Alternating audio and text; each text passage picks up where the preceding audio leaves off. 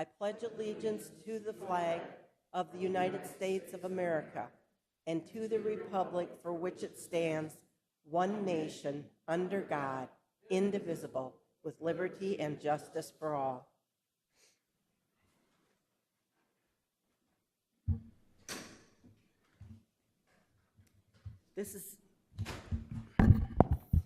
This is the time for an invitation for a citizen to schedule time on the commission agenda for an item not listed. Is there anyone that would like to put something on the agenda? Next, we have approval of the agenda. Move approval. Second. Any changes or additions to the agenda? All in favor of the motion? Aye. Aye. All opposed? Agenda is approved. Next, we have our consent agenda. And on our consent agenda, we have approval of minutes, approval of travel and education requests, approval of personnel action notices, approval of cellular allowances, approval of the Human Services report. Move approval. Second. Do we have any changes to the consent agenda? Let's do a roll call vote on that. Jensen, Aye. Miller, Krogman, Aye. Bartley, Aye. Pierce. Aye. Motion carries. Item number 6, routine business, approval of claims. Second.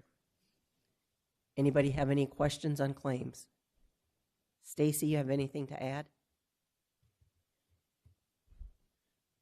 Let's do a roll call vote. Miller, Krogman, Aye. Bartley, Aye. Jensen, Aye. Pierce. Aye. Motion carries. Department head reports. Misty, you want to start?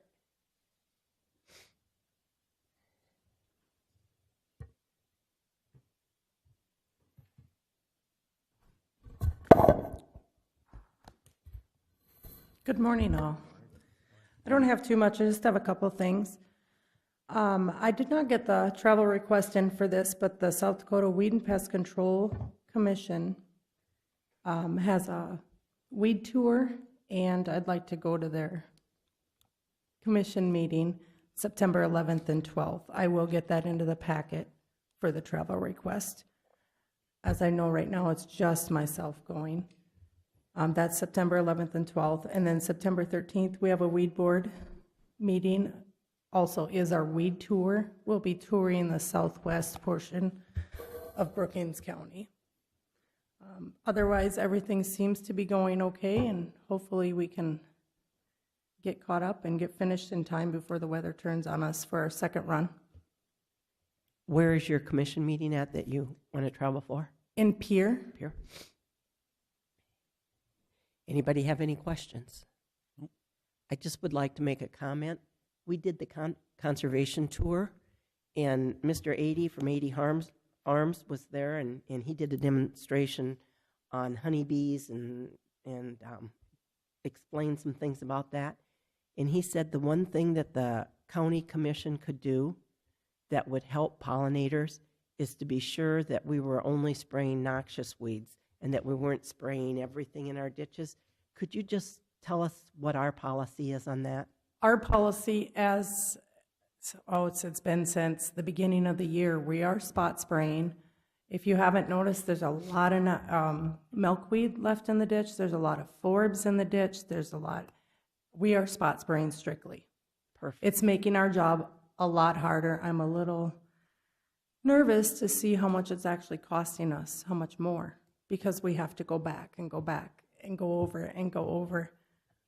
It's going to get more expensive, but we're working with them. We are spot spraying.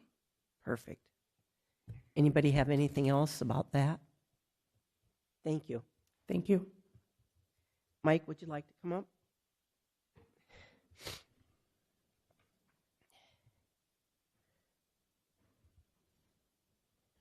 I'd like to first start off with thanking you all for letting me hire Linda on a temporary basis. It's taken a whole load off my mind. Feeling a lot better about it. We did put another offer out on Thursday, waiting to hear back from the lady that was given the offer. The other thing, I would like to also thank Misty, because she jumped in on Friday and was doing collections for us by collecting money that was brought in. Thank you. So everybody's been chipping in, and I do appreciate everyone's assistance on that. Other than that, I guess I'm going to be leaving soon because I do have 3 appointments this morning that Linda had put in there because I hadn't blocked myself right. Any questions? Thank you. Mr. Hill, would you like to be next?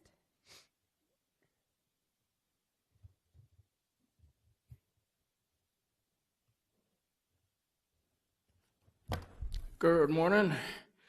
Last week, we had a joint jurisdiction meeting on the 22nd. We were proceeding nice and slow, about like a snail's pace on that one.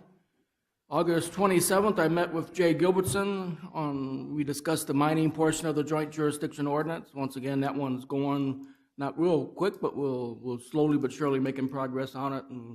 And we got a 3-member subcommittee, and we're just about ready to put stuff in writing on that one and get it to the main subcommittee.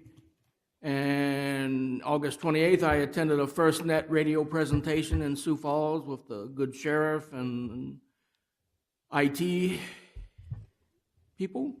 September 6th, I have a tabletop exercise scheduled for Edgewood Vista in Brookings. That's the one over by Hy-Vee. September 7th, I will be in Minneapolis taking vacation. My deputy will handle operations while I'm gone.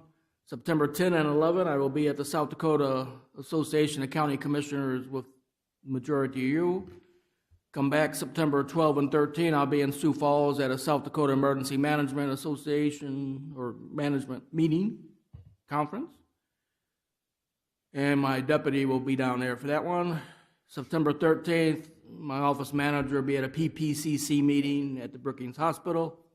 September 14th, part of National Preparedness Month, September 14th, we will have the Brookings Preparedness Day. I went through the Commission Assistant Department, and she assisted me by working with the city, and we'll have that on the first floor of this building from 12 o'clock noon till 4 p.m., and we'll set up things to show people how to be prepared. We'll have the 3-day kit set up and what you should have in your vehicle for the winter time. And September 16 through 21, I'll be in Anniston, Alabama, attending some training for Public Information Officer. September 22nd is a Saturday. That is the second of our tabletop exercises for our federal grant. September 22nd, I've also got travel requests in for my deputy and my office manager. That's actually an extremely large, full-scale pipeline exercise. We're carving a portion of it off for me to have a tabletop exercise inside the facility. My 2 fellow employees will go and actually participate in the full-scale because I want them to get the experience of a full-scale exercise separate from me so I don't taint their way of operating.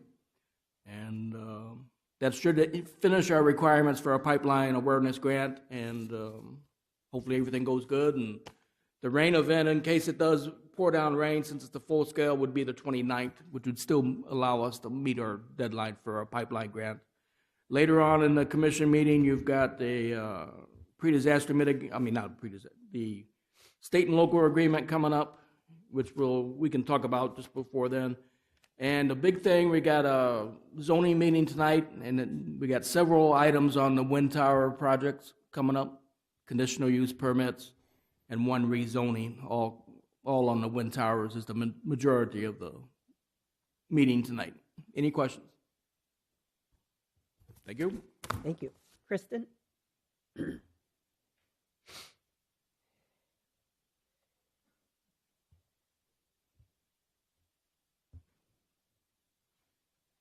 Good morning. Sorry for being gone last month. We had quite a few events, so I'll try and catch you guys up. We do have train out to finally replace the dynamic filters, and they're going to be working on our supply fan. We did have an issue with it over the weekend. We are working on a couple of things with the backstop and adding some additional rubber to the backstop for the building in the gun range.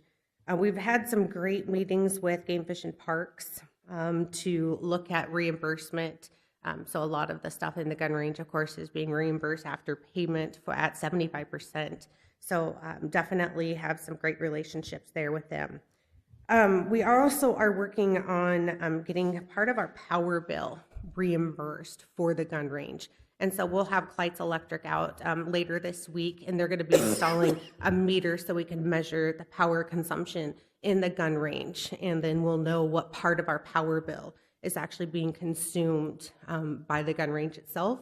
And then that can actually be sent in to Game Fish and Parks for reimbursement. We are going to be having some training courses for the east side of the state through Game Fish and Parks at our location. So the National Archery in Schools program is going to hold training out at the BC OAC, as well as Hunt Safe will be happening out here later this week. We do have a new trauma kit that has been brought into the gun range. Goodness forbid something actually does happen, but we now have the supplies and soon the training to be able to handle anything that would happen out there. A couple of different things that are happening. We do have archery tag, which is like a combination of paintball and archery, as well as like a dodgeball type extreme sport, and that's being delivered this week. So we'll have some promotion and some commercials actually running on KDLT promoting that. And then we hope to actually set that out to the public October 1st. And we're going to allow our members to have the rest of this month to utilize that program and that new activity. Fall classes are starting for after school adventures is what we're calling it. It's a Wednesday after school program for our youth. That actually is going really well. We had to open up a second round. We released it last week and we were completely full within 2 days. And level 1 instructors, Paige and myself, we can have 12 kids per person. So we filled up one 12 round and then we'll open it up to 12 more students. The other thing we did look into is we have 29 new memberships in the last 30 days, which has been fantastic to see. We do have SDSU having their PE class out with us now, as well as their intramural class will start here in 2 weeks. We also have Focus, which is the after-school program, or excuse me, the homeschool program. They will be starting their PE class as well with us here next week. JOAD, which is our Junior Olympic class, they will begin here on the 10th. We also did a new CRM back system, so everything is now electronic and in the cloud for contact management. Great new way to be able to send out the mass emails if something were to happen and keep in contact with everything. We have a range safety officer class on the 9th. We already have 13 people signed up to be range safety officers. So we're pretty excited to be able to have that class as well.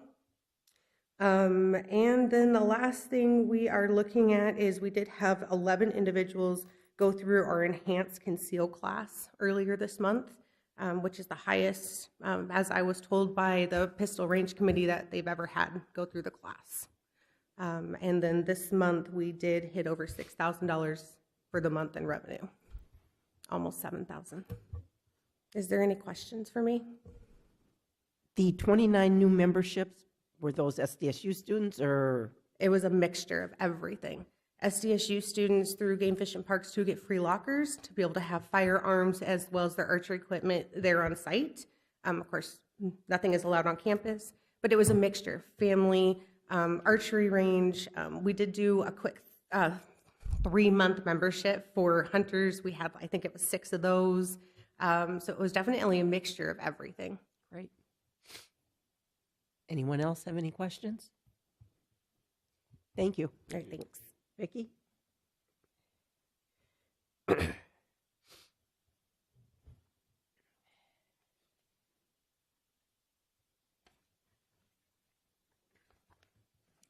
Good morning. Morning. You received in your packet a report of the surplus sale that ended August 23rd, and the total amount of what was sold was $109,695.75. So they're in the process of getting all those items picked up. And there was also listing of the items that didn't sell. And we would like to re-advertise the ones that are listed in yellow there, and possibly maybe a filing cabinet, because we have heard that there's somebody interested in some filing cabinets. So just needing a consensus from you to list those back on the website. We don't have to advertise, and there's no extra charge. But if we could put them on there for a week or so to see if we can get those sold.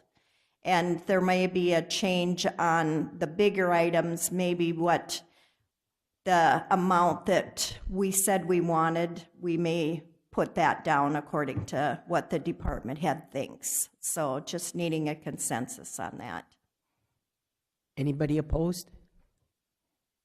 I think you have a consensus. Okay, sounds good, but it went good. We had no problems with that, and just office is just busy with just everyday work, and next Monday and Tuesday, Kristen and myself will be in Pierre for our convention, like a lot of you will be. So, any questions? Thank you. Thanks. Marty?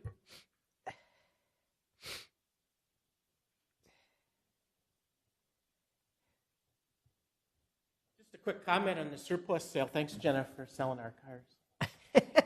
Anyway, just a quick thing. I'm starting to get a lot of little stuff that really don't need to go on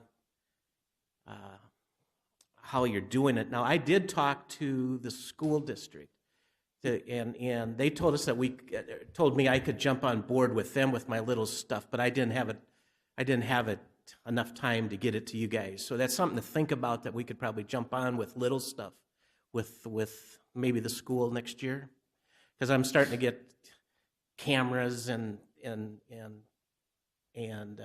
things probably that it would be easier just to probably sell it at an auction. And anyway, something to think about.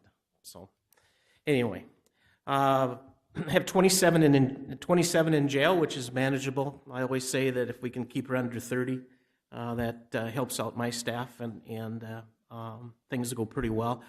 But we still have around that 147 people on the 24/7 program, so that continues to stay busy. We're busy every day with people coming in and out with 24/7.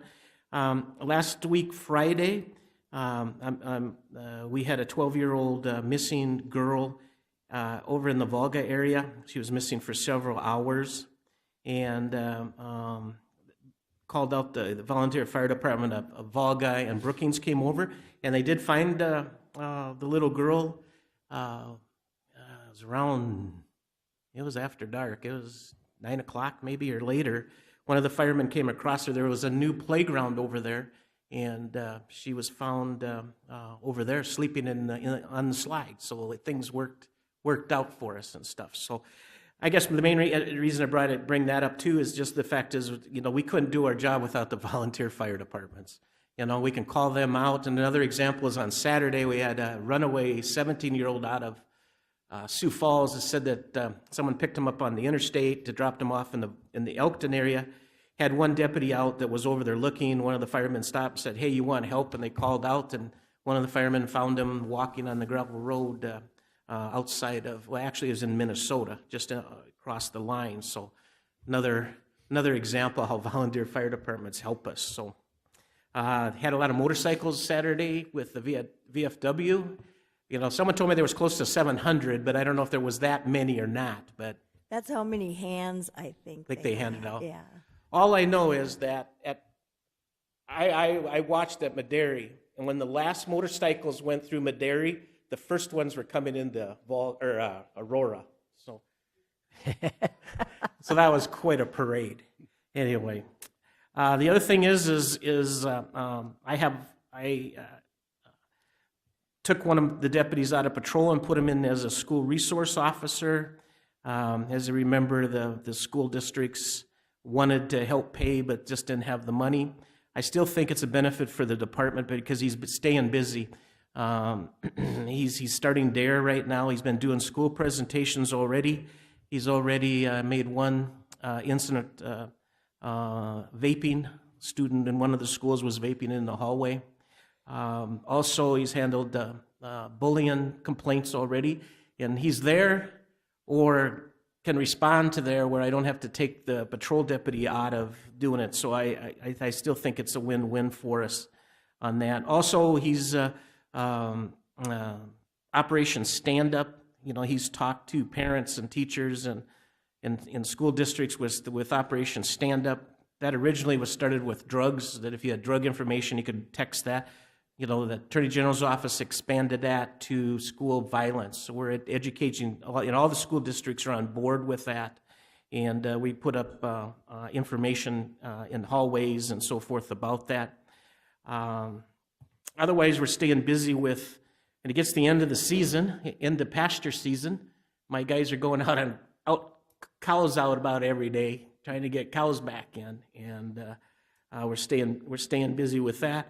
Also, now it's going to be silage. So if it quits raining, farmers are going to start moving silage. Now, we always get complaints with trucks running stop signs and things like that.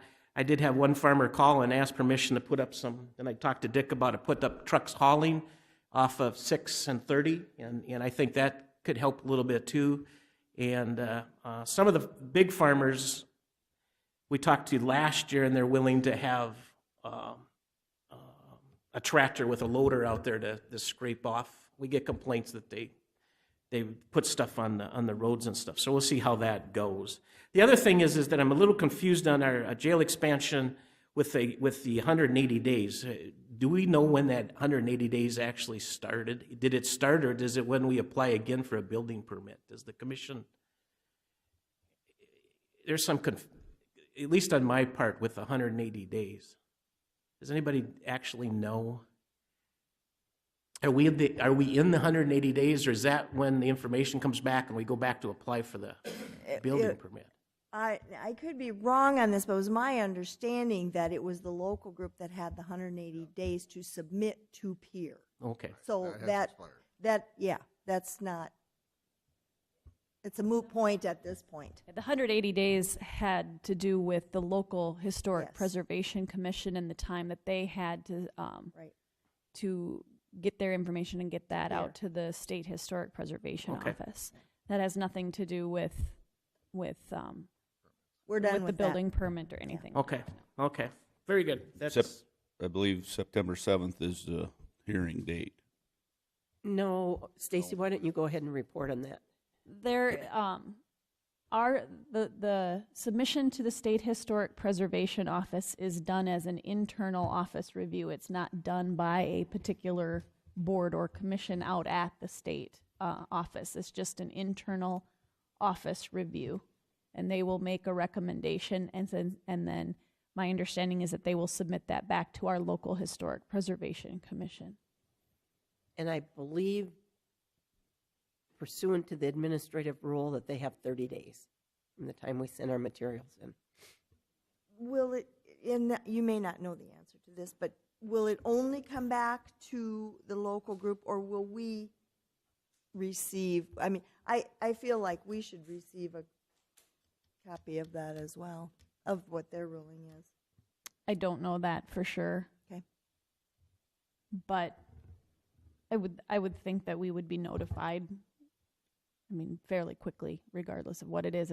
It's our project, so, We could request that. yeah.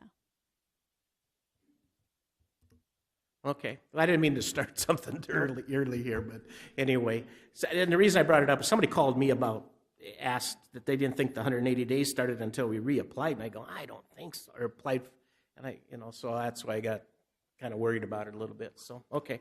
Any questions? Okay, thank you. Thank you. Dick?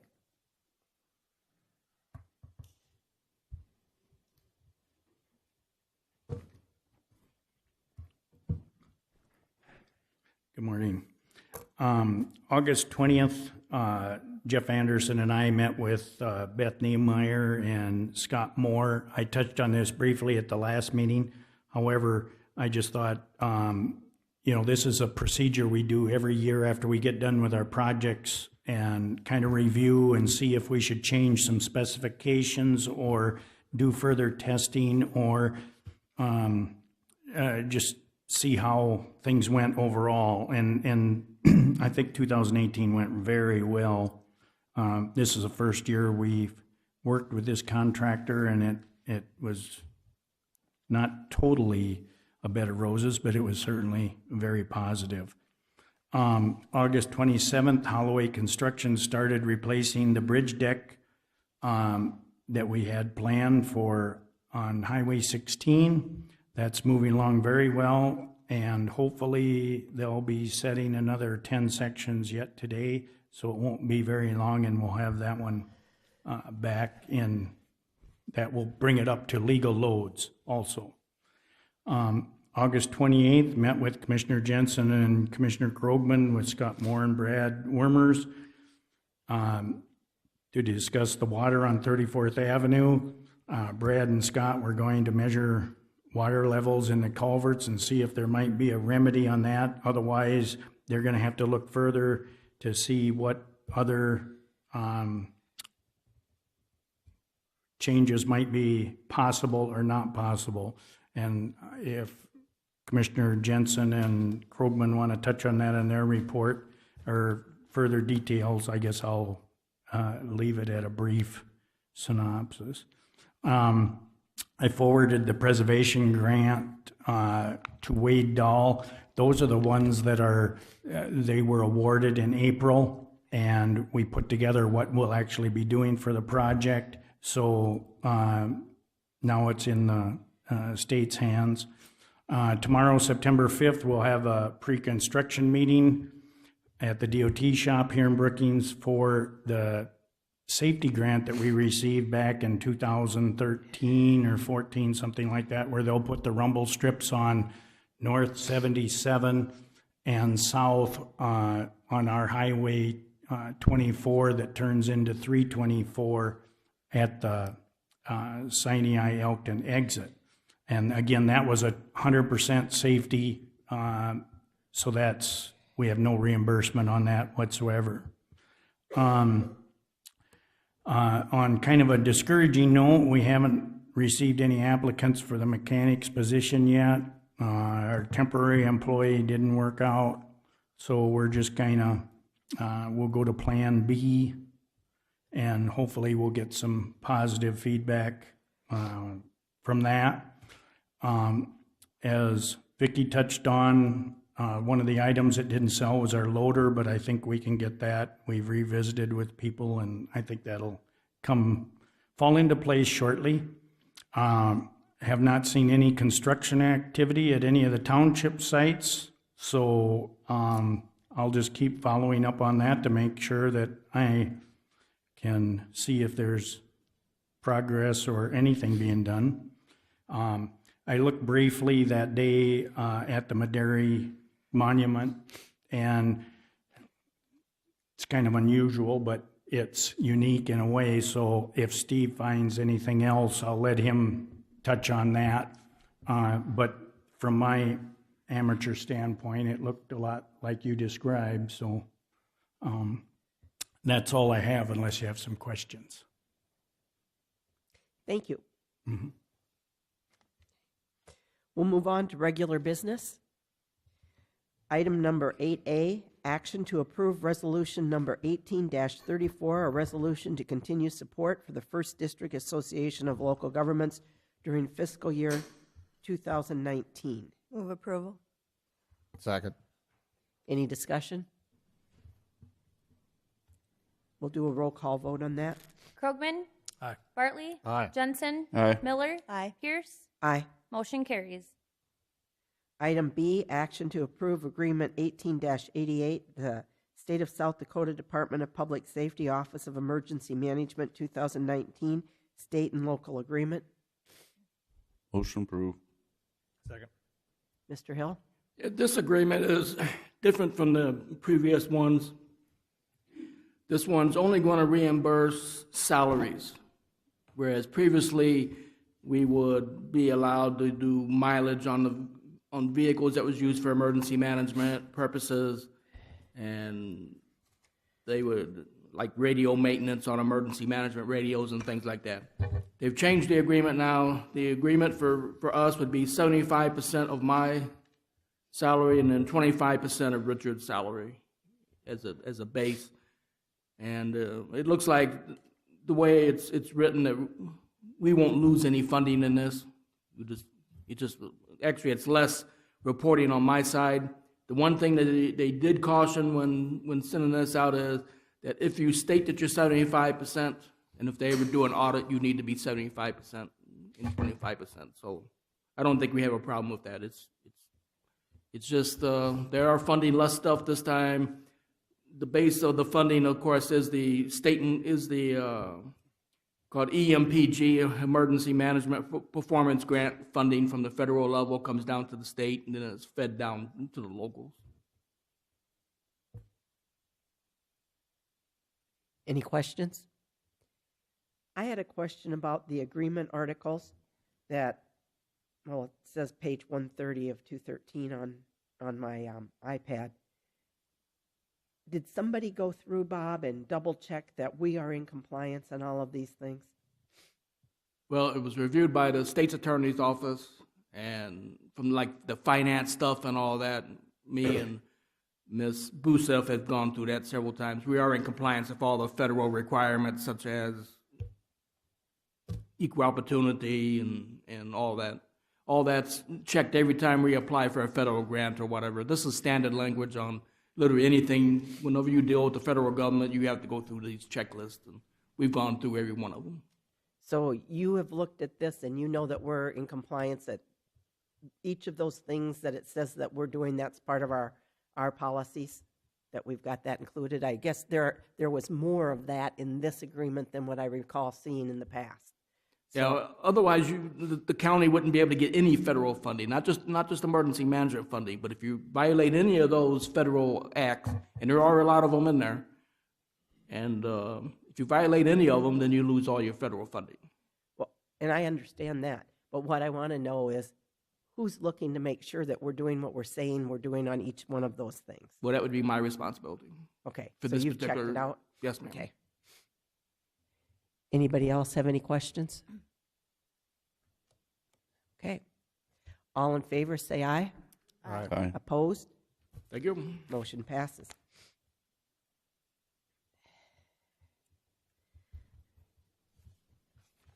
Item number C, action to approve Agreement 18-89, agreement between the City of Brookings Street Department, the Brookings County Highway Department, and Blackstrap, Inc. of Niley, Nebraska for snow removal and ice removal salt. Motion to approve. Second. Anything you want to add, Dick? No, this is just our annual agreement we have. Dick, do with you know the- why it went up? Pardon? Do you know why it went up? The price? Mm-hmm. No, I don't. Well, it went up, what, about $3 a ton, something like that. Wasn't it $62.40 or something like that last year? Yeah, 6. Yeah, I'm not certain. Dick, some in the specs and stuff, is there so many days from when you order that they have to deliver? It's 10 working days. What Matt and I talked about was to put together a alternative if the contractor is not being as timely as we'd like, because there's not a whole lot of leverage other than canceling our contract with them. We want the material, and so this is what we've come up with to try to get to where if the first one can't, then we'll go to the next one. But hopefully it will. Last year, we really had a dickens of a time trying to get material.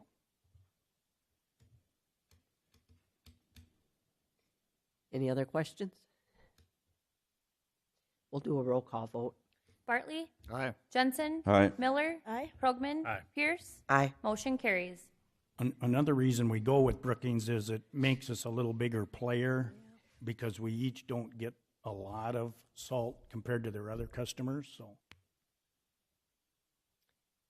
Item D, action to approve Agreement 18-90, an application for occupancy of right-of-way of county highways made by Sioux Valley Energy. Move approval. Second. Anything from you on that, Dick? All in favor? Did anybody have anything they wanted to say? All in favor, say aye. Aye. Opposed? Motion passes. Item E, action to approve Agreement 18-91, a contract for house demolition and site clearing for the Brookings City and County Government Center South parking lot between Brookings County, the City of Brookings, and V.J. Allers Excavating, Inc. Move approval. Second. Any discussion? We'll do a roll call vote. Jensen, Aye. Miller, Aye. Krogman, Aye. Bartley, Aye. Pierce. Aye. Motion carries. Item F, motion to approve Agreement 18-92, a contract for private development tax increment finance District 2, Brookings County, South Dakota, by and between Prairie Aquatech Manufacturing LLC and Brookings County, South Dakota. Move approval. Second. Steve, would you go forward with this? Thank you. Yes, I've worked with Toby Morris to finalize this developer's agreement, and Toby has another commitment today that I knew he would not be able to be here. We do have a couple of minor last-minute revisions that are not overly significant, but will kind of clean up the document a little bit, and I wanted to point those out to the commissioners. So there are three minor revisions to this agreement, and the first one appears on page 3. And Leanne and I visited about the language prior to the meeting, and this would pertain to the second paragraph and deals with the possibility of the Prairie Aquatech transferring the business or selling the business. And so the last sentence, we would propose that it be revised to read, the county will not approve use of the real property tax discretionary formula for third-party purchasers, transferees, or assignees of the developer. And I think that's consistent with Leanne's suggestion. And so that would basically, they're waiving, Prairie Aquatech is waiving the discretionary formula because they're receiving the tax increment. And so in order to avoid doubling up with a party that might buy the company from Prairie Aquatech, we're holding them to the same, level where they would receive the tax increment but would not receive the discretionary formula. Did you have any, is that consistent, Leanne? That's consistent. Okay. What I was concerned about and the way the wording was, and when this came out last week, I was out of state, but we can't require a third party to waive something. We can just say, we're not going to do that. And if we change our minds later, we can do that. But in here, we're saying we're not going to do it. And then the second is just to remove on section 6 of the agreement, the last sentence, and that because this is not a TIF which is set up as a bond, which is a very common use of financing for TIFs, where the developer would basically issue a bond, or a bond would be issued to pay the improvements, and then the TIF revenue would pay the bond off. There is not a bond in this case because the developer we are making a grant based on expenditures that the developer is making. So they are really financing the purchase of equipment that will be that our TIF funds will be used to pay for. And so there is not going to be any financing or a bond involved in this. And so that reference to the bond is really probably not necessary. And the sentence you're talking about is the one that says, this agreement shall be considered a bond document for the purposes of this county. Correct. We'd strike that sentence. Okay. And then the final change, and this is a little bit unusual that we'd make a few of these changes, but it's not our document. And so Leanne caught a couple of these references, and since she was out of town, we didn't have a chance to look at this after Toby and I visited. And the last would be just a minor change on section 7, where there's another reference to bonds, and this is the one I think we were looking for before the meeting. And so that first sentence of that section 7, it says until the bonds are fully paid, and that should be struck from the agreement because we don't have bonds here. When Prairie Aquatech buys equipment, then they'll make an application for grant funds from the county, and so then we would reimburse Prairie Aquatech for those authorized expenditures, and then when the tax increment comes in, then we'll be reimbursed for those expenditures. I guess what my question was there, Stephen, we just didn't get a chance to talk about it. What we say there is that the developer cannot sell the property to any entity that would result in that entity having tax exempt status. For example, they couldn't sell to the city of Volga, Right. this is right on the edge of where the city of Volga is doing all that development right now for its water plant and everything. Right. Why would we care I'm just wondering if that even needs to be in there, but maybe I'm not understanding something. If they sold to, for example, the city of Volga, and there was no tax increment, that's not to our disadvantage, is it? Or am I misunderstanding something there? Well, there wouldn't be any tax proceeds coming in on that property. Uh-huh. So, I mean, there wouldn't be any chance of reimbursement, Right. basically. Yeah, after, But we wouldn't have spent anything. What would we be but getting? we wouldn't have gotten anything. We wouldn't have, we're not getting our taxes off of it Right, but we for don't. 20 years, and then it's the depreciated value. And I understand what they're saying in here. And normally, if a county is putting the money up front on a bond and the county has to pay that bond back, you'd say you can't sell to a tax-exempt entity because that bond has to get paid off. Okay, we're not paying any money. So the only thing that we're saying here is, and let's use the city of Volga, you can't sell any portion of that land to the city of Volga because it's tax-exempt. But if there is no increment to distribute, it's not any disadvantage to us. But And- there would be a tax increment on this over time, until that $2,600,000 is recovered. Well, no, until they get that much back out of the taxes. But if we're not paying any money out on that, well, okay, if everybody's in agreement that we're not worried about, what I was concerned about is, what if the city of Volga needed some of that land because they're doing that water development right there? What this does is tie everybody's hands on making that happen, but maybe it's not an issue. But it also, we never would ever get any tax revenue off of that. If We never do off any land that they'd buy anywhere else either. No, but this is, that we would at some point on this. And this would be significant tax revenue. And I don't think that we should throw that away.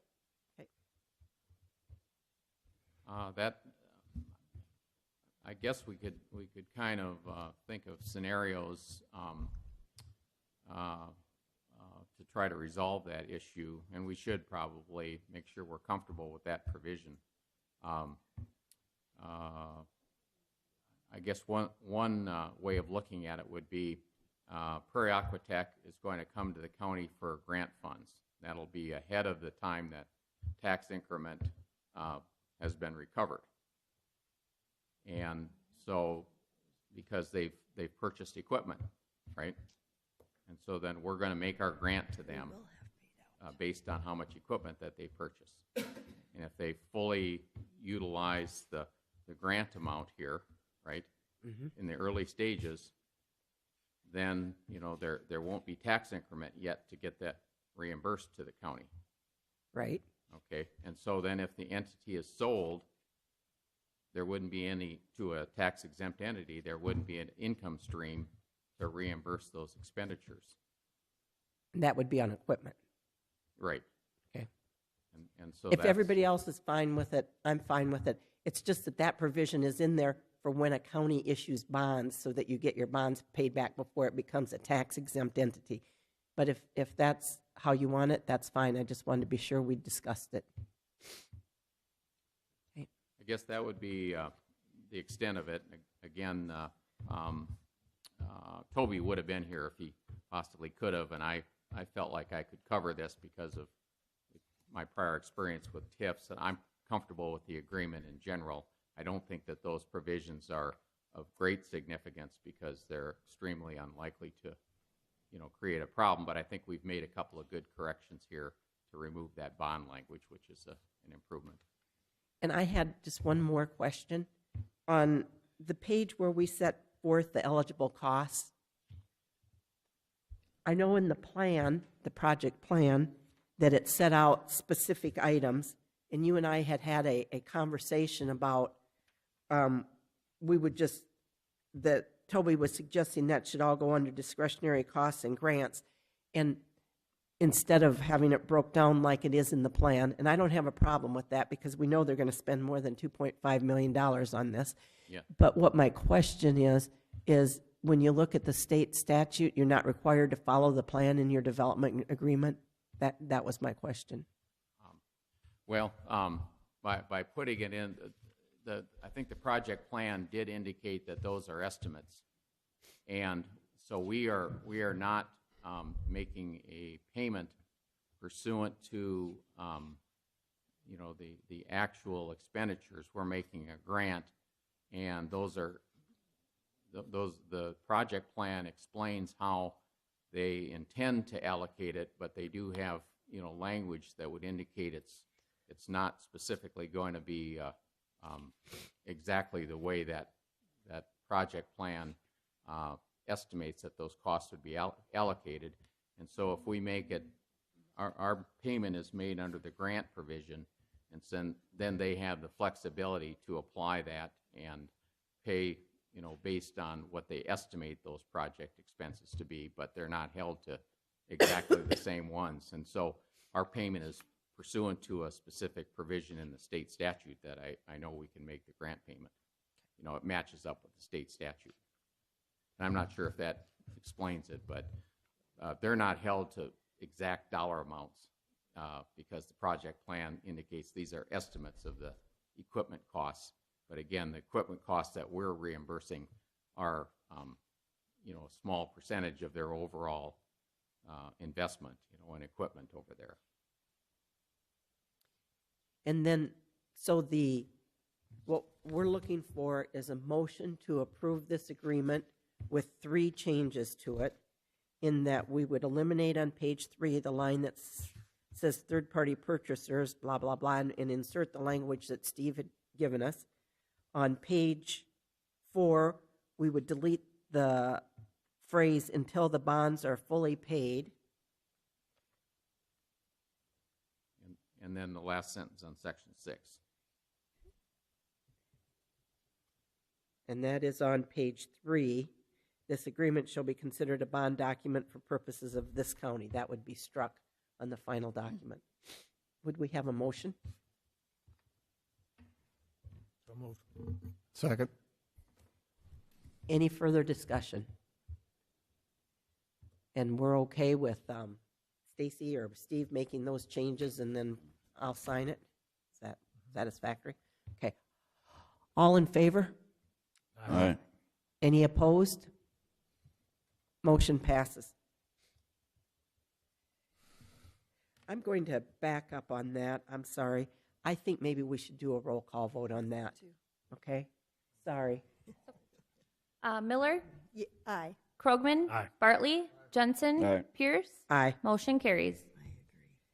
Okay, item number G, action to approve agreement number 18-93, an agreement for use and restoration of haul roads by and between Brookings County and Coyote Ridge Wind LLC. Move approval.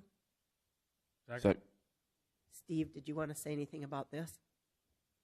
Dick and I have reviewed this, I think, sufficiently, and we do have the Coyote Wind or Avangrid's approval of the document as it's written, so it should probably be workable. Anything you'd like to add, Dick? No, I agree. Okay. Any discussion from the commission? Go ahead. The only question I had, you had a list of the roads that were being used as haul roads. I see you included township roads also on the list. I guess I thought we looked them over, and I Well, thought, it's separated out. It says county and then,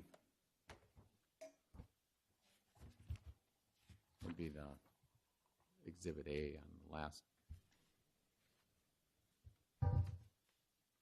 Right there. right there, streets and avenues, and then it's got county listed below.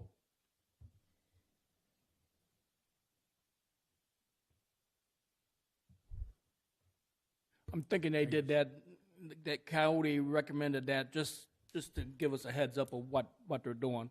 The agreement, from what I could tell, and I'm not a lawyer, obviously, is the agreement only applies to our county roads, but that they are letting us know which other roads they're using. Yep, I'd read that in there, but I just was wondering why we had the roads that were not county roads listed in there, you know. I think also in the agreement, Steve states that this is only dealing with the county. Okay. For us. Yep. So, I think my question was answered. You, Bob, you have looked this over, and this is consistent with how we have done our other haul road agreements.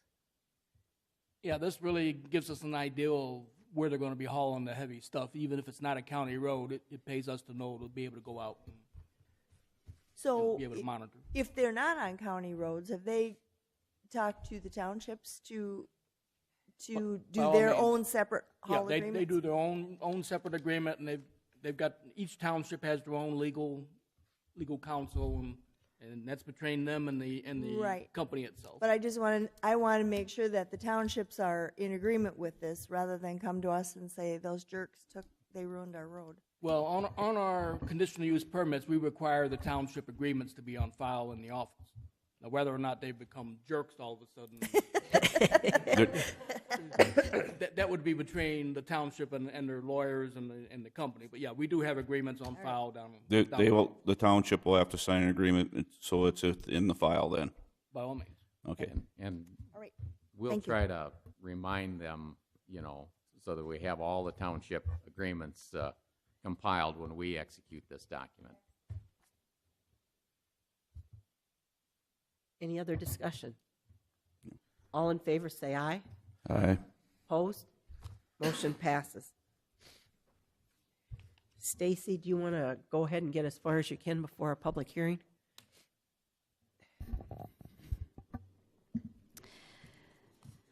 My report was included in your packet. The first item we've already discussed about the some county information was also sent out to the State Historic Preservation Office. That was done on August 24th. As I had stated, that review process is done as kind of an internal office review. It's not done. You won't see it on an agenda for the Board of Trustees out at the State Historic Preservation Office. So we are hoping to hear something hopefully by the end of September, if not sooner. So also as part of my report, it included the notice of award for a 2019 preliminary engineering bridge improvement grant for structure 06153-200. We did receive a letter from Al Houghton with the BEDC regarding the Communities of Excellence program. A couple of meetings ago now, the board agreed to pay $1,000 towards the application process for this, and now we were selected to be part of that. So we're kind of waiting now to hear how that's going to move forward. But we did, Brookings has been selected to participate in that process.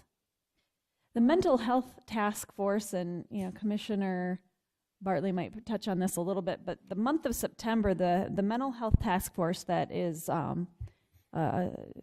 county, city, and school district task force, they have a survey, an online survey that is going on, that is going out right now to being distributed countywide. We've posted this to our website and to our Facebook page, and the postcard is included with my packet.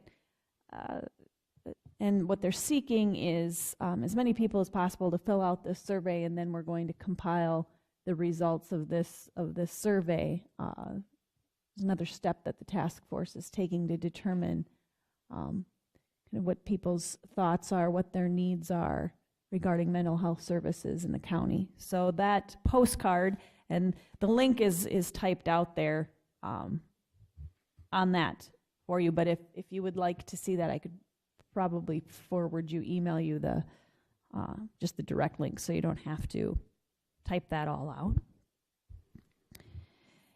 Also in my packet, the SDACC resolutions and policy statement changes that are going to be voted on next week at convention. The caucus is Monday evening, right about, I think, 4:30, 5 o'clock or so. The Sioux Valley Commissioners Association will caucus and discuss these resolutions and the policy changes. And then the general session is at the end of the convention on Tuesday afternoon when these will be voted on. So that those were, if you attended the Sioux Valley, the 10-county meeting down in Madison, Commissioner Yeager from Dual County went through these pretty extensively, and I'm sure he probably will again at while we caucus. But if you have any questions in the meantime, you could probably reach out to him, or Commissioner Miller is on that board as well and has reviewed these. So, and then I did include the full convention agenda as well in my packet one more time for you.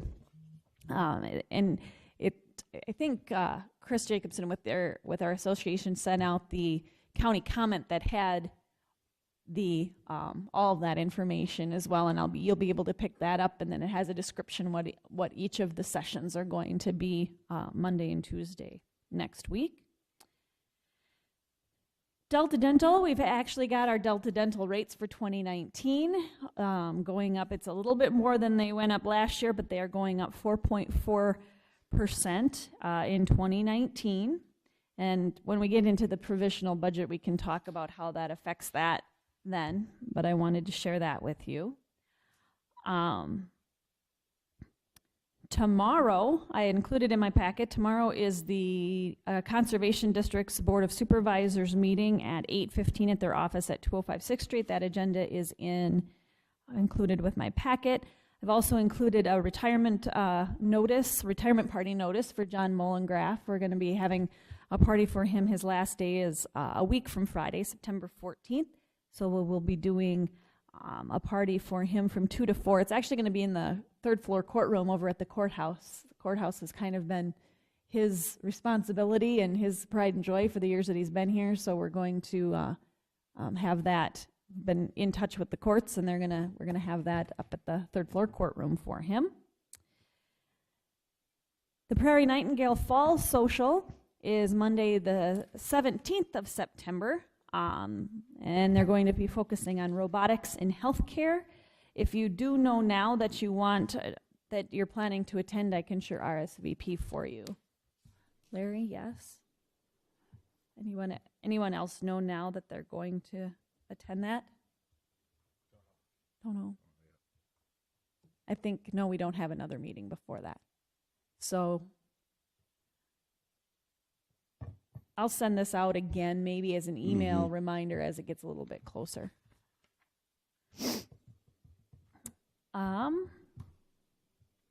Just an update on hiring. I'm watching the HR budget very, very closely. Our advertising line in the HR budget is already over.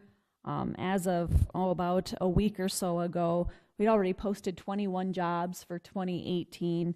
And hired 24 new employees. I think that was maybe some turnover from it maybe at the beginning of the year where we'd posted them last year. That's already 5 more jobs than we had all of last year. And we posted 2015 and 7 more than 2016. 2015 we had 23 jobs, so we're kind of right on target, and that was a really, really busy year too. So we're watching that budget very closely, especially the advertising portion of that. So just kind of wanted to make you aware of that. And I think that's maybe a good place for me to stop as we're approaching 9:30 for our public hearing, and then I can continue after we're finished.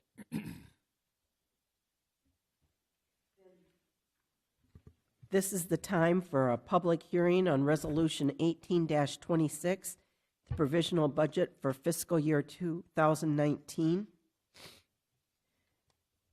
Would we have a motion to approve? Second. I'm going to open the public hearing at this time. Is there anyone that wants to speak regarding the provisional budget?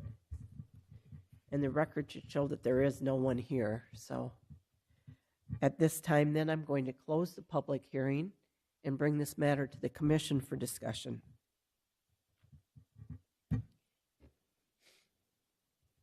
Stacy, would you like to say something about the?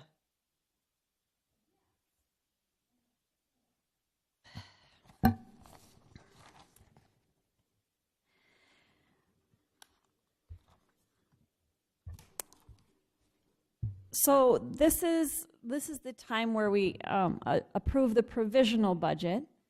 We had worked on this back during budget hearings back in, I believe, June, July.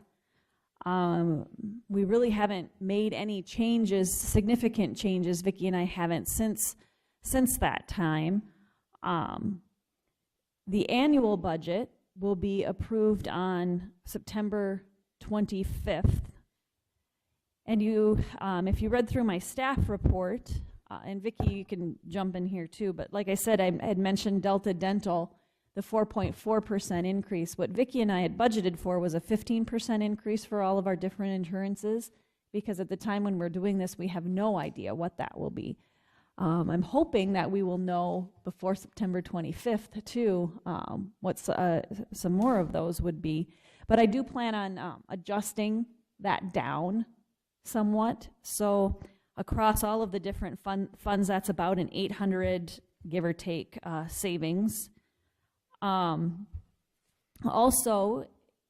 kind of maybe looking for some direction from the board, E911, we had budgeted $140,000 out of general fund as the payment to E911. After everything sort of shook out, because it took some time, because we had decided to add another full-time dispatcher to their budget, their request came back then officially at $135,420. So if we reduce our 140 down to that 135,420, that's an additional savings of the $4,580 out of general fund. And if you want me to do that, I can make that. And then our work comp modifier, we received word from Brad Wilson with the South Dakota Public Assurance Alliance that an SDML that it's actually going down, which is excellent for us.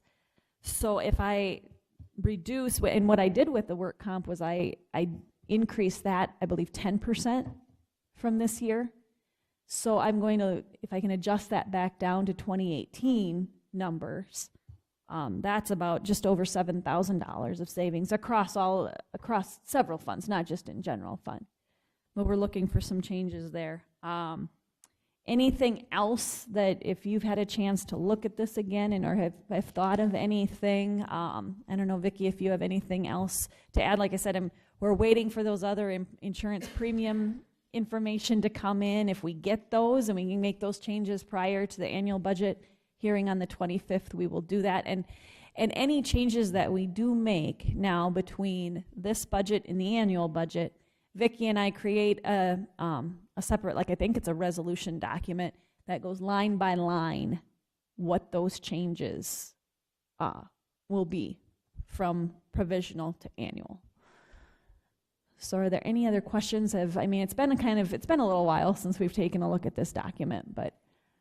And I just wanted to say too, I did get the centrally assessed utilities in, and I was working on those the end of last week, and there won't be any change in the actual levy, but it will take down the general fund by about $200 and some, so it's very minimal change. So just to let you know that. I had a question that wasn't related to dollar amounts, but just to how we code things. This is the first year that the Outdoor Adventure Center's really been in our budget. And I note that that's in our budget under 520 Recreation. And then 4-H, and they're so intertwined, is in our budget under 610, conservation of natural resources. Can you tell me how that happens, that they're so different in how they're coded? This is a directive from legislative audit. They tell us basically where to code these different things. 4-H, initially that has always been extension. Right. And so instead of, we asked that at the time that the state did their rearranging, and it really shifted for most counties from extension more to a 4-H focus. They didn't want us changing that line because the history is there. They wanted us basically to leave that alone. Although I think we agreed at the time, 4-H really now more fits under that culture and recreation. But because its initial focus was extension, which was more of was a conservation and natural resources was kind of more of the focus. But because the history was there, they didn't want us moving in, if I recall correctly. Well, and the other part of that is 4-H is still extension. This doesn't seem like it's conservation of natural resources. But it is extension. Without extension, there would be no 4-H. I understand. So, okay. so that's why. So, and BCOAC is a natural fit under culture and recreation. Yep. So that's why, even though that they share the building and there's very kind of a similar focus, it's just the history with the extension behind the 4-H. Does that make sense? Yeah. It does. Anybody else have any questions or comments on the provisional budget? Let's have a roll call vote. Krogman? Aye. Bartley? Aye. Jensen? Aye. Miller? Aye. Pierce? Aye. Motion carries. And Stacy, you can move along with your All right, back to wrap up my report. Commissioner Pierce actually shared with me over the weekend that it is time once again to start thinking about the Hobo Day Parade. And since none of you are running for election this year, typically on an election year, there was that option to go kind of as a more, for those of you who are running as a candidate to do that. Do you want to do it as you have in past years and go as a group? Yep. And we can discuss that as it gets closer. It's Saturday, October 13th is the date. If you didn't already have that on your calendar, but I can reach out to them and get that process started. And as it gets closer, we can discuss that more. But just wanted to make sure you're all aware, and I will get that RSVP in for getting you guys We all got letters. We all got letters. You all got if letters. you are going to just take care I will of just take we care will of it do and nothing. do that for you as a group. It's probably easier than hearing from each of you. If they hear from you individually, you might all end up in individual cars. So I think if I RSV, yes. So just some other dates coming up here tomorrow. Today is Tuesday. Tomorrow, the Daktronics 50th anniversary open house is from 5 to 8 out at Daktronics. As we've mentioned before, convention is Monday and Tuesday next week. I know there was a group of you going out. I think Commissioners Pierce, Bartley, and Jensen were all going to ride together Monday morning. I did reserve the Traverse for you out at the highway shop, so it'll be there and ready to go for when you want to leave. But starts at about 11 o'clock. At 11 o'clock is the keynote speaker on Monday morning, and it goes through about, I don't know, whenever that general session wraps up. I think it starts at about 2 or so on Tuesday afternoon, so it should wrap up by 4 o'clock, I would think. So that's next week out at the Ramcota in Pier. And as I had mentioned, the retirement open house for John Mollengrath on Friday, September 14th from 2 to 4 at the third floor courtroom across the street. The Prairie Nightingale Fall Social I had mentioned, and again, the Hobo Day Parade. So that's all I had, unless you have anything else for me. Thank you. Our State's Attorney's report. I have two things. Dick alluded to the Maderi Monument, and you may have, a little more history in looking at that issue. What I've been looking at during the last few months is the chain of title and the ownership of the Maderi Monument, and that probably has been a discussion maybe before I came on board, but I've got a pretty substantial file developed on that monument, and really looked at where the chain of title is on that and who is the owner, and I think that's probably an issue that has been questioned over time, and so I've determined that it probably does not, the monument itself, the structure, which might be 12 feet by 12 feet, in terms of the concrete base of it, does not appear to lie within the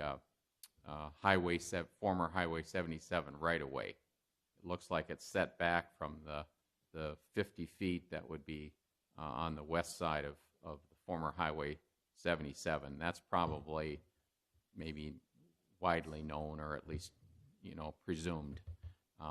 But there is also a right-of-way for the intersecting street, and I think the street number's not coming to me right at this minute, but the intersecting street, there is an extending right-of-way there that covers the parking area, and I have visited with Brian Ernst, a surveyor, to locate the section markers right at that intersection, so we know exactly where the monument would be within the section line right-of-way. But it appears to be a title problem and not within the section line right-of-way. And so the state's attorney, prior to me coming on board, looked at alternatives so that we could get the property properly titled in the county of Brookings. And it appears that a quiet title action could be commenced to clear that up. And I don't anticipate any resistance to that. We're only talking about, and I've been out at the property and I've measured it myself. I'm no surveyor, but I did bring my tape measure over there one day, and just hoping that we could find some easier solution, But I think a quiet title action would clear this matter up, because frankly, when it was created, and you might know this, when it was created, it appears that a deed to the state or to the county never was filed, and so the whole quarter was conveyed to subsequent owners, and then later on, in the last 50 years or so, it was accepted out of the more recent land transactions. So the title appears to be vested, at least to part of the monument, in parties that owned it, back in the 20s and 30s. And so I think it's eligible, though, because of the county's continued interest and contributions to maintaining it, which has occurred, and that's been documented by Janet Gritzner, has done good research in the area. That I think we'd have probably a legal basis for a quiet title action to bring that title back into the county.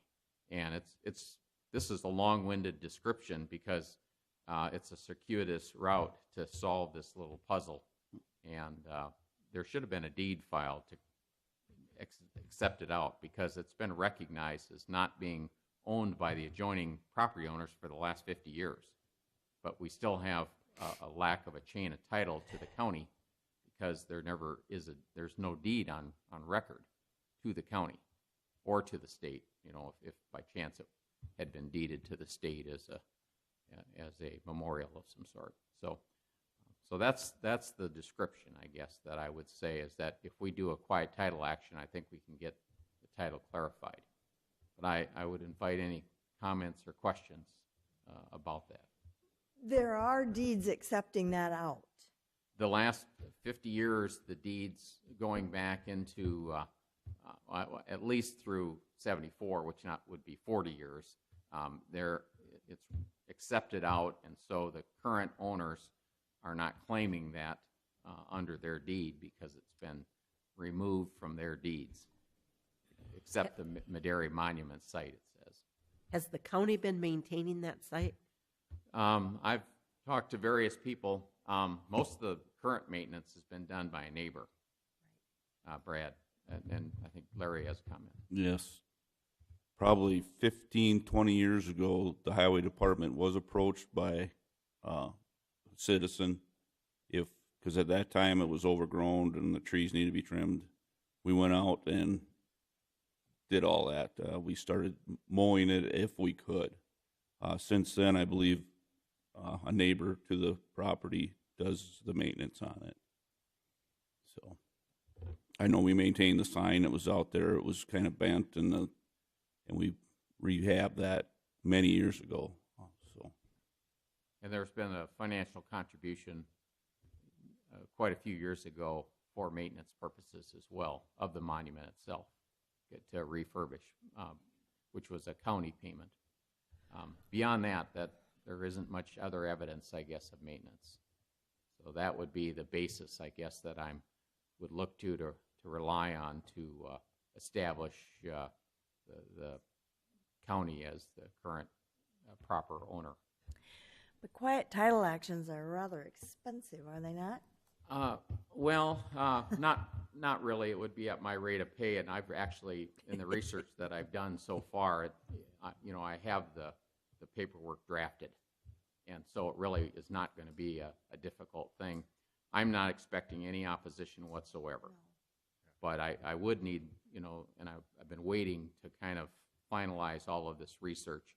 It's kind of turned up a lot of dead ends, basically, to try to find a simpler solution. And the main expense, and it's not burdensome, is the publication. Correct. We have to publish 4 times to give the public the notice, of the action that we've commenced.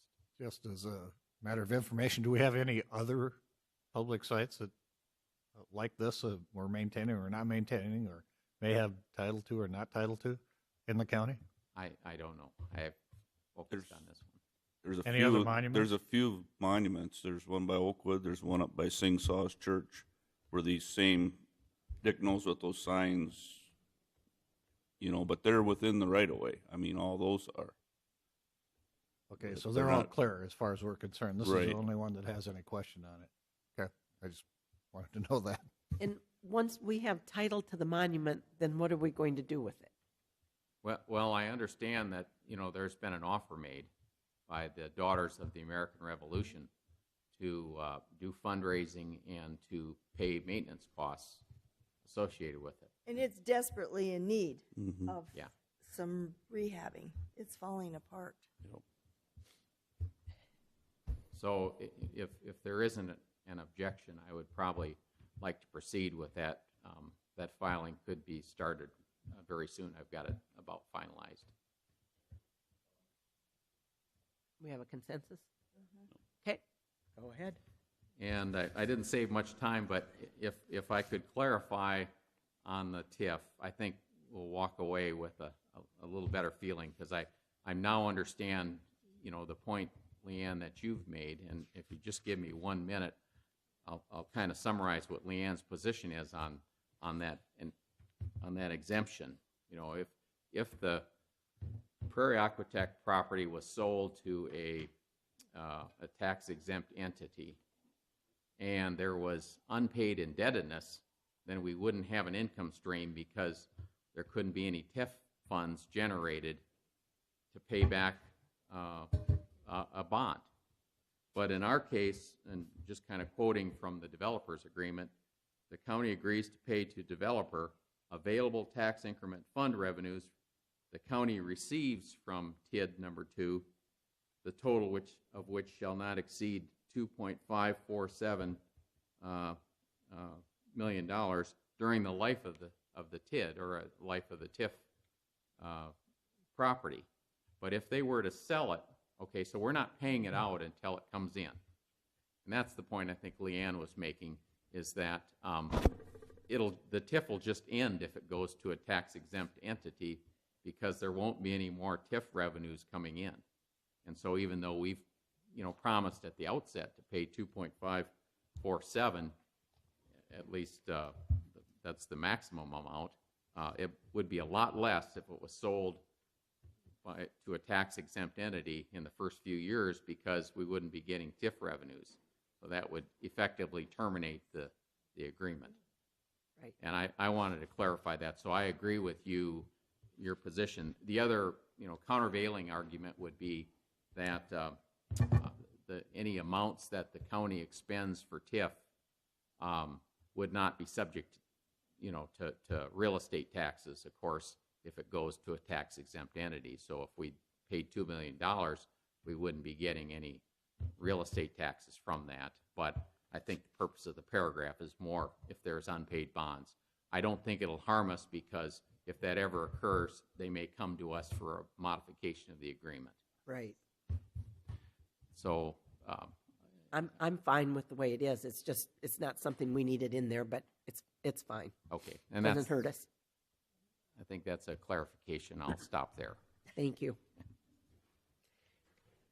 Commissioner Jensen? On the 21st, we went on the conservation tour. Very interesting. Toured Mr. Gibbons' property up by White. See all the programs and the things that have been done. And we ended with interesting presentation by Mr. Hades on some of our what do you call it, plot for flowers and pollinator plots, I guess is what you should say. It was very, very informative. Thank you to the Conservation District for that, and also Beta for transportation. On the 28th, met with Banners on the 34th Avenue project out there, water concerns, and that evening had an advisory board meeting out at the BCOAC, and that would be all I have. The only thing I did in this time frame was the August 21st conservation tour, and those are so good. And I hope that people understand that what the Conservation District does is way more than plant trees or sell trees. It's phenomenal, the things that they do to help with conservation. And these tours are so enlightening and so interesting. And I wish that other people could go on them so they could see everything that the Conservation District does. And that's all I have. Okay. I also went on the conservation tour. There's a Beta meeting on the 22nd. 28th, I was at the meeting at Banners with Commissioner Jensen, and then also at the BCOAC board meeting. So that's what I had. Commissioner Bartley? Also, the 21st did the Conservation District tour, and I'd have to agree, it's always interesting. This is only my second tour, and learn an awful lot of things. I think the highlight, obviously, was Mr. Gibbons' place, but also the pollinator information we got from Mr. Adie and from the Conservation District on the land just south of BCOAC in the park out there that used to be the tree farm for the city is now. I drove by it, I thought it was all let go to weeds. Obviously, I was wrong. It was planted that way, and it was a pollinator, so it was a educational process for me to understand that those weren't necessarily weeds. They were advantageous. So, Misty, stay out of there. We don't want to kill Well, those. there were thistles in there, so. I know they had to take care of some thistles, but it was an interesting conversation with the pollinator information. I hadn't gotten that deep into that information, so it was helpful for me to understand that process. And I actually got a couple packets of seeds that I tend to put on my property somewhere. We'll see how that works. 27th and the 29th, I helped our Human Resources and our Veteran Service Officer with some applicants in our interviews, and an offer has been made. We'll see how that goes. And that concludes my report. I, too, attended the conservation tour and really do appreciate the work that the Conservation District does for Brookings County. On August 22nd, we had a joint jurisdiction meeting, and we're in the process now where First District is starting to draft. So we're working through. We do not expect that we're going to be done in 2018. But we hope to finish early in 2019. But we're at a point where drafting is starting to take place. Then on August 29th and August 30th, I went to the White House Intergovernmental Conference in Washington, D.C. And on the 29th, that evening, NACO had a meeting for the 3 state representatives that were there. And so it was South Dakota, North Dakota, and Wyoming. The White House Intergovernmental Agency has had conferences with 34 states, I believe it is, to date. And their intention is to meet with elected officials from every state and talk about how the intergovernmental agency can assist us when we need assistance. And when we actually got to the conference on Wednesday, there were speakers from all the different governmental agencies that talked, and I'm not going to go through what everybody had to say, except for there were 2 things that I thought were really helpful for us. The deputy secretary that spoke from the Department of Transportation, I asked some questions during the meeting, and then I talked to him after the meeting. He said there were 875 applications for the build grant. I don't know how many there were from South Dakota, and I think I could look that up online, but I haven't done that. He did make some suggestions on a few things that we could do in the next 2 weeks because they're making decisions now. And I reached out to the group that's working on that, and they're moving forward with those suggestions. And then he had asked me to send an email, and I'm going to send an email today to him to see if there's anything else that would be helpful. And then Secretary Acosta from the Department of Labor talked about, because Meade County asked a lot of questions about this, and I should say there were 15 elected officials from South Dakota that were there. There were commissioners from Meade County, Butte County, and myself. There were sheriffs from Moody County Sheriff was there. The Minnehaha County Sheriff was there. And I forget where Fred LaPierre is from, but isn't he also sheriff? I forget where he's from, which county. And then the auditor from Moody County was there. Like I said, there were 15 South Dakota people that were there. There were 2 state representatives that were there. So it was interesting, but what Secretary Acosta talked about, because Meade County brought this up, Meade County is self-insured for health insurance. And health insurance is putting them out of business. They've had, in the last few years, several people that have been seriously ill and 1 premature baby. And that has really done some really negative things to their budget, obviously. And so they're looking for other options. What Secretary Acosta talked about is this weekend was the deadline, so I imagine this bill passed, but I don't know that. I'm just imagining it. But there was a bill that had gone through Congress, had been approved, that would allow associations to have group health insurance plans for their members. And he strongly encouraged either NACO or the South Dakota Association of County Commissioners to look at that bill and look at the possibility of going together and coming up with a group health insurance plan that counties could buy into, which would then reduce the risk pool, spread that out, and would give us more buying power. And I really think that that's something that somebody should be talking to the South Dakota Association of County Commissioners about. And maybe we should be looking at that bill and seeing how that applies to us. But there were a lot of questions asked about it, but I think that's something that's going to be coming down the pike. And apparently it contains a provision that allows associations to go across state lines. Well, I'm wondering if you would be willing, I mean, I think first we need to run this by Bob and Chris, but then if it would be okay with them at our big general meeting, would you be willing to discuss this? Actually, the person that would be better to do that would be Doreen from Meade County, and she's going to be there. She's county commissioner. She's been working on this issue. She spoke up a lot. The other Meade County commissioner, they had 2 commissioners there. Ted, I cannot think of either of their last names. I'm sorry.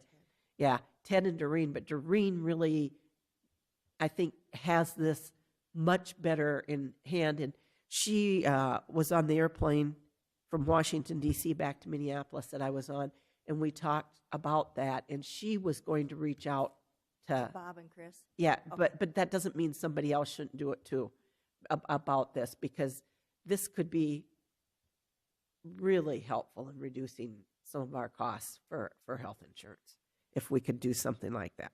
So that was interesting. Also, I have a list of contacts that they gave at the intergovernmental agency, the White House Intergovernmental Agency, who work with different agencies. For example, if we're trying to get through a 404 application with the Corps and we're running into some roadblocks, we have the name of a person to contact that can help us with that. And I'll scan that in. I'm going to send that to Stacy so that we've got that. But really, what the whole point was to say that if local governments are having problems getting responses or getting things moving with the federal government, here is how we can, who to work with, who to make a call to. Not that they can do everything, but they at least can help us with some of the red tape issues. So it was a very good conference. I learned a lot, brought back some ideas, I think, for our county. So, okay. And that would be the end of my report. Now, I think, except for our public hearing on the 5-year road plan, we've covered all of our business, and we're going to be in recess until 11 o'clock.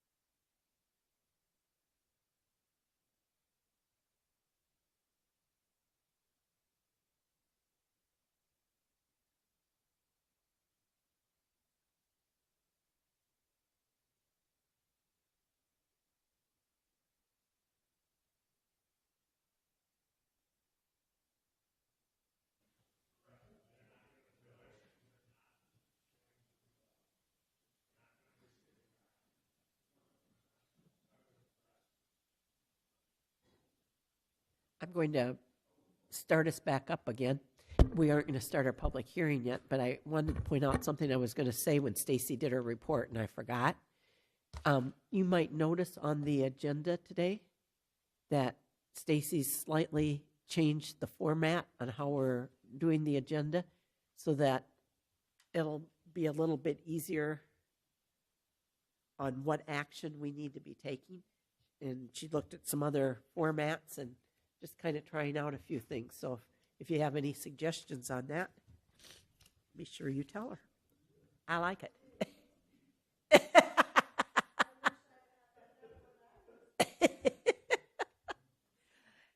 And we're doing it now for Mike.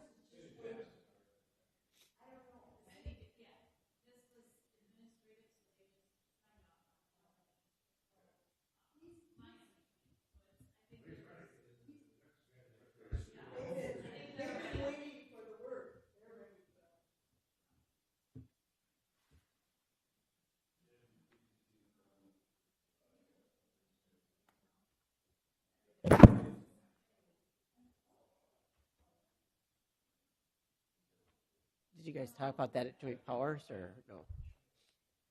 Yeah, well, we said we would offer. Uh-huh.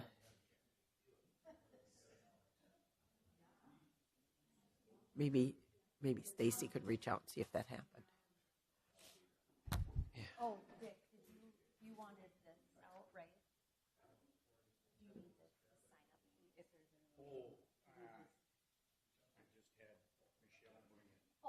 Oh, okay. Oh, sorry. Yep, I do. I've started one. Yep. I'm passing around a sign-up sheet for this public hearing because that needs to be part of the information that goes. So when it gets down to Jen, it'll go, and then Bob, once you get it, if you want to just set it on the back counter. That pen stays with it too. So. You want us to sign it? Oh. Okay. Well, it is 11 o'clock. Okay, so I'll just do it like And I'm going to call the meeting to order. And this is the time and place for our public hearing on the 5-year Highway, Road, and Bridge Plan for 2019. Would we have a motion to approve? Second. Okay. And then, Dick, before we open the public hearing, would you like to add anything about the plan? Basically, this is what we've put together, probably even a little more information than what we needed for our grant process. And other than that, I think it's pretty self-explanatory. If you'd ever wanted to see some of the other road projects and stuff that we always have maps that I could send electronically, hopefully. Being technically challenged, I could get most of it to show up if you wanted to see like where we're going to chip seal, where we're going to patch, where we're going to overlay, those types of things. Anything else? Nope. At this time, I'm going to open the public hearing. And is there anyone that would like to step forward and speak either in favor or in opposition to the proposed 5-year plan? One thing we did do this year is we had a few townships that at least recognized that they got our information, and I thought there might be a couple of them here, obviously not, but that's one thing that we tried to do a little bit different this year was reach out to those people and just, let them know what we're doing and what we're attempting to do, so I guess that's the best we can do. Anybody else that would like to say anything? If not, I'm going to close the public hearing. and we'll have board comments.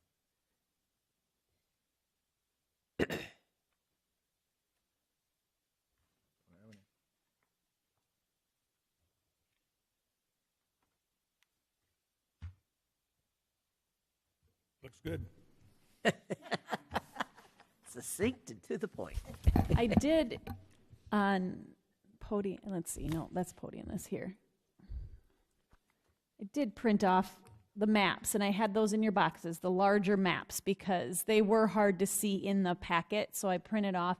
And I did the 5-year plan, the map that you see now on your screen, but I also did the, Linda provided with the overlays and the chip, or the seal coats too. And those maps I handed out in the nice large format too. So I have all of those here too if there's something specific you want to take a look at. And that is wonderful. I want to thank you for doing that, because it's, when you get older, it's a little hard to see those, and these are excellent. Dick, do we know the two bridges on 77 South there and basically on our border with Moody County? Will they're going to close those, I assume, both bridges at the same time. Do you have any idea what the detour routes are going to be at this point? Correct. I know. That's part of the Yep. thing. They'll go south to the Nunda Ward Road, and then over to the interstate, and then north to the Sinai exit. Okay, so And there won't be any access to the Sinai Road or to the Lake Campbell Road. They can go that way, but But there's, if it's a bigger truck, see, they could run into a limited bridge by the golf course there. They'd either have to go clear to 5 and then go north to 14. Just the designated detour is south to the Ward Road, over to the interstate, and then up. For local traffic, cars, small pickup trucks, are they going to be able to drive down to the Lake Campbell Road? I mean, Yes. that bridge is really close to that intersection. Right. Are they going to keep that intersection open? Is that the plan? To my knowledge, when they're working on that, they'll do their best, but for the most part, they're going to almost be sitting right on the intersection. That's what I thought with how they built that thing. So I had some concerns from residents whether or not they're going to be able to use that road, get over to the golf course road and head in. Is that their suggestion was, are they going to build a access road around it? And I said, there's a big Like a ditch there. diversion or a... Yeah, they're not. Yeah. I'd have to wait and see what the plan said, but I don't believe so. I think they're just going to use, if at all, as for staging and maybe equipment. So if there's any risk to the traveling public, they'll just close it off ahead of that. Okay, I don't see how they could keep it open. It's right up to the intersection. Even if they tried one lane with flagging, I don't know that they could get it done. Right. So more than likely it'll be closed. Yeah. Okay, thank you. That's what I'll pass on. It won't make people happy, but Yeah.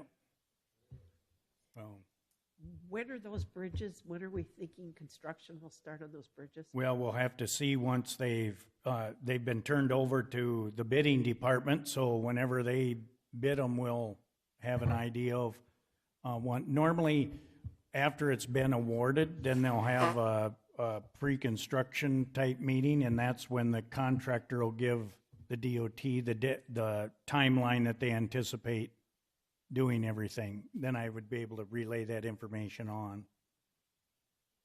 Yeah. we're at the mercy of the state. So are we thinking summer of 2019? Oh, if it would, it would be way late this year if it would. I would anticipate they'll probably want to start spring of 2019, would be my guess, but. Oh, I meant 19. Did I Yeah. say 18? I'm sorry. I meant Yeah. 19. 19, yeah. But we think those two bridges will be done in 19. Well, we hope they are because but they still haven't bid them yet, so. Right. That would be our wish, if they have 18 months to complete the project once they start. usually. They'll set that deadline, and I think they'll even ask for our input, whether you'd want that closed down over the winter or left until spring or whatever, so. The state has gone with some early performance would Yeah, they do that in this incentives. project? Early completion incentive might be appropriate for this particular two bridges. I guess that would be, I don't know if we Probably- suggest that to the DOT or, I'd have to ask them who they do send those to, who would front that incentive. That's a good question. I don't know. You ever heard, Larry? I've never heard whether the locals promote that or whether the state gets political pressure that they would do it. I don't know. carries a lot of traffic into town. But that would have to be before the bid letting, I mean, for the contractors. yeah, It'd that's- have to be, because. And the bid's put together by the state. Right, I think the bid letting's here in October, so. Yeah. It might be a good inquiry to see if they are going to consider that or not.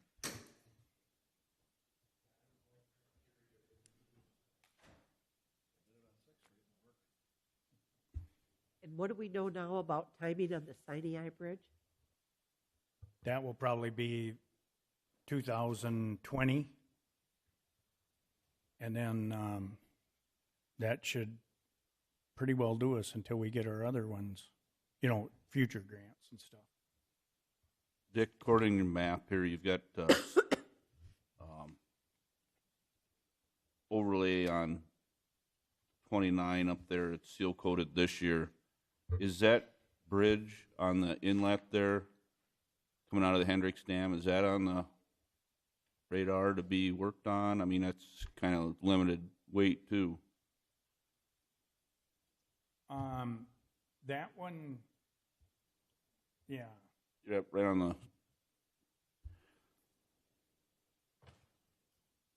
I think that one is down the line a ways. I think that's one that we're hoping would be to do one of these deck things on, like we're doing on 16.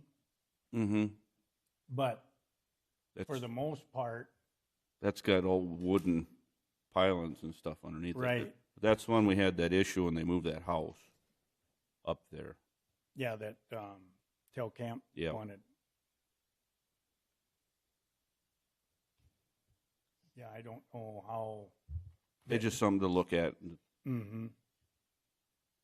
Because see, next year, that one by the power plant, Yep. that desperately will give us some relief there, and then that'll give us a chance to work on the one on 29 or 35 in future years, in the not too distant future, without hitting a big river bridge.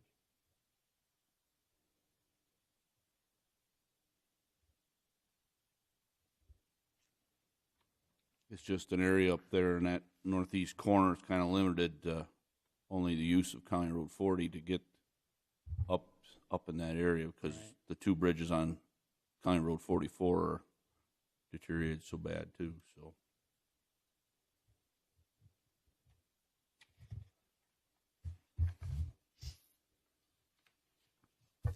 Any other questions? Comments? Are we ready to vote? We'll do a roll call vote. Bartley? Aye.